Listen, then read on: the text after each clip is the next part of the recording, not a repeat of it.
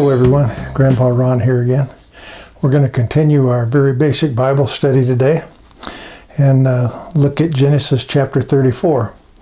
Remember, in the last two chapters, Jacob has reconciled with his brother Esau, who, when they had originally departed 24 years ago, or separated 20 years ago, Esau wanted to kill him. He was so enraged.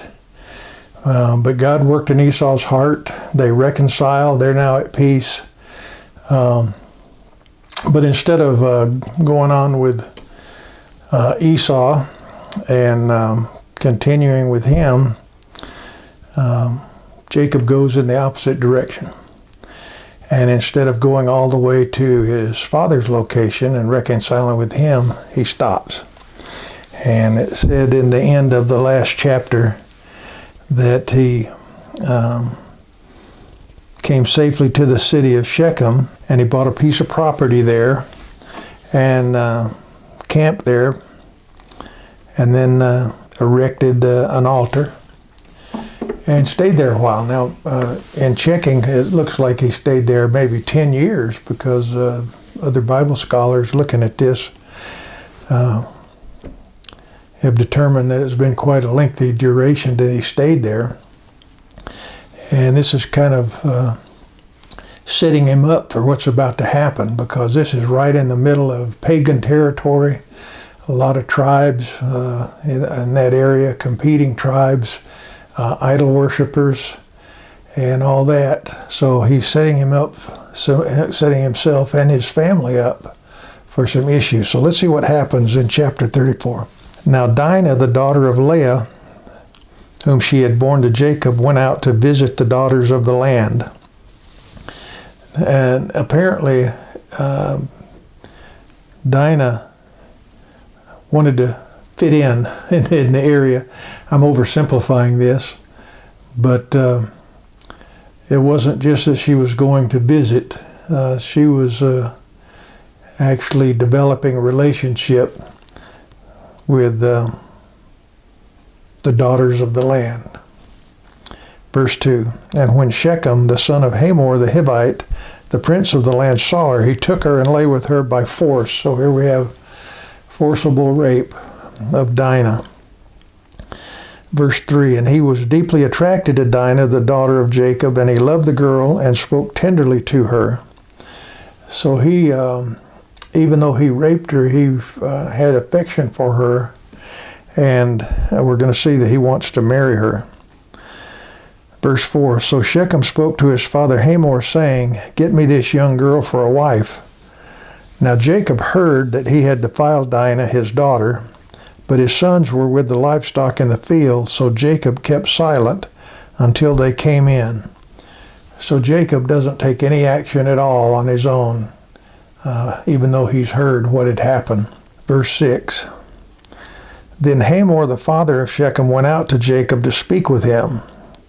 Now the sons of Jacob came in from the field when they heard of it, and the men were grieved, and they were very angry because he had done a disgraceful thing in Israel by lying with Jacob's daughter, for such a thing ought not be done. But Hamor spoke with them, saying, the soul of my son Shechem longs for your daughter. Please give her to him in marriage, and intermarry with us. Give your daughters to us, and take our daughters for yourselves. Thus you shall live with us, and the land shall be open before you. Live and trade in it, and acquire property in it. So they're trying to, in addition to kind of a backdoor apology, I guess, he expresses his emotion that he wants to marry their daughter. They can come, trade, intermarry, all that stuff, and just be one big happy family. Verse 11, Shechem also said to her father and to her brothers, if I find favor in your sight, then I will give whatever you ask of me. Ask me ever so much bridal payment and gift, and I will give according as you say to me, but give me the girl in marriage. So it's quite an offer. I'll give you whatever you want, but I want to marry this girl. Verse 13, But Jacob's sons answered Shechem and his father Hamor with deceit, and spoke to them because he had defiled Dinah, their sister. So they're going to make him an offer, but it's a deceitful offer. Verse 14, and they said to them, we cannot do this thing to give our sister to one who is uncircumcised, for that would be a disgrace to us. Only on this condition will we consent to you, if you will become like us, and that every male of you is circumcised, then we will give our daughters to you, and we will take your daughters for ourselves, and we will live with you and become one people. But if you will not listen to us to be circumcised, then we will take our daughter and go. So a few things. There's no threat here. They're saying if you'll do this, we'll agree to your offer and intermarry and stay. If you don't, we're going to leave. But there's no apparent threat here. But, and it's probably no surprise to Shechem about circumcision. It's not a unique thing. Tribes at that time, many of them practiced circumcision, but not in the religious way that the Jews did. It was, for the Jews, it was a spiritual confirmation of the covenant God made with Abraham, Isaac, and Jacob. It had a religious connotation, and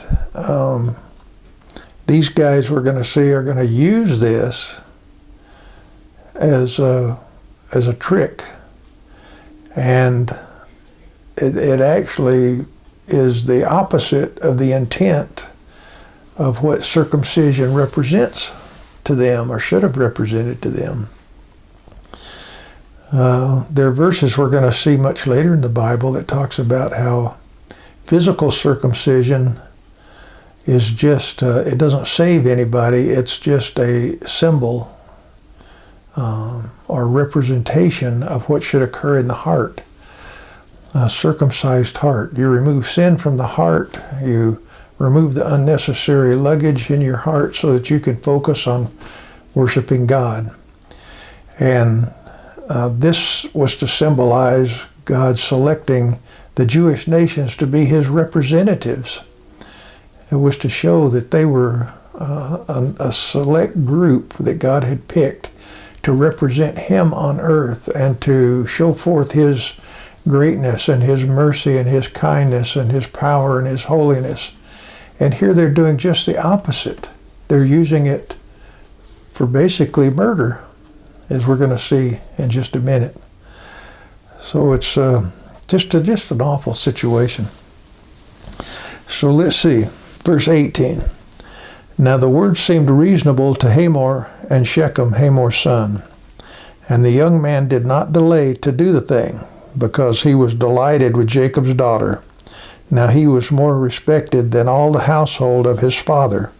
So Hamor and his son Shechem came to the gate of their city, and spoke to the men of their city, saying, these men are friendly with us. Therefore let them live in the land and trade in it, for behold, the land is large enough for them. Let us take their daughters in marriage and give our daughters to them. So he's saying they're being kind to us. This is a good deal. Let's consider this. Verse 22. Only on this condition will the men consent to live to us, to live with us, to become one people, that every male among us be circumcised as they are circumcised. Will not their livestock and property and all their animals be ours? Only let us consent to them, and they will live with us. So he's being a little more honest with his people than he was with Jacob's sons. And, he's wanting to do this, at least his explanation here is because they'd have economic gain. This is going to be a boon to us. We'll be able to become one nation with them and benefit financially and economically. Verse 24. And all who went out of the gate of the city listened to Hamor and to his son Shechem, and every male was circumcised, all who went out of the gate of his city. Now it came about on the third day, when they were in pain, that two of Jacob's sons, Simeon and Levi, Dinah's brothers, each took his sword and came upon the city unawares and killed every male. Now circumcision for an adult was a very painful thing, especially back then. They didn't have the medical means to relieve pain and infection and things like that. So these men on the third day were in pain. They hadn't recovered yet. And these brothers of Dinah go in and murder all these people. Verse 26, and they killed Hamor and his son Shechem with the edge of the sword, and took Dinah from Shechem's house and went forth. Jacob's sons came upon the slain and looted the city, because they had defiled her sister. Apparently the other brothers join in. It doesn't say that, but it appears that way.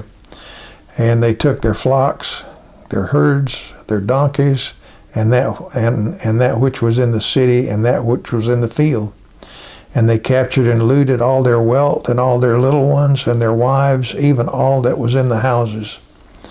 It doesn't say what they did with the women and children, but they took them anyway.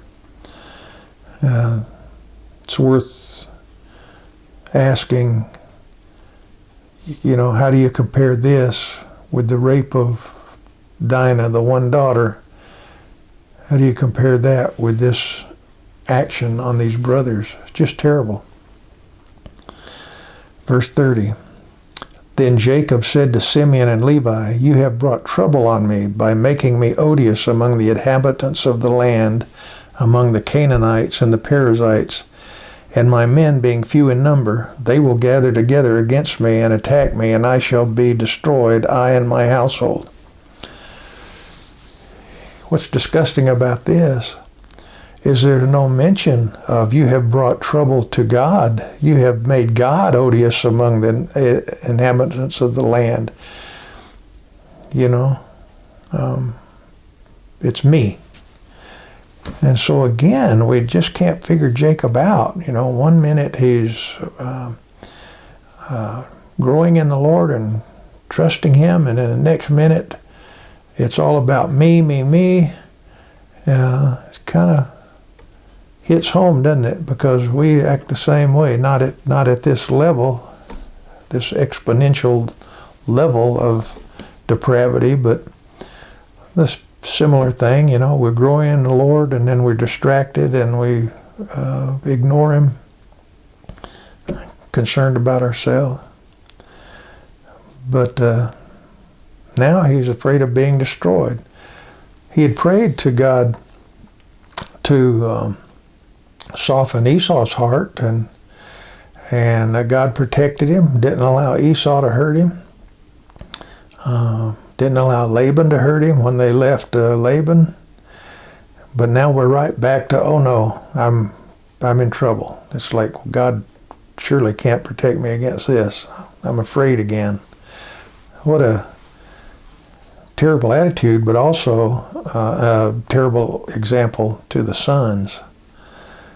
So, verse 31, but they said, should he treat our sister as a harlot? Jacob doesn't respond to that. He should have said, you went way overboard here. God could have handled this. God could have taken care of this. But they took matters into their own hands. And we're going to see later that they take matters into their own hands yet again.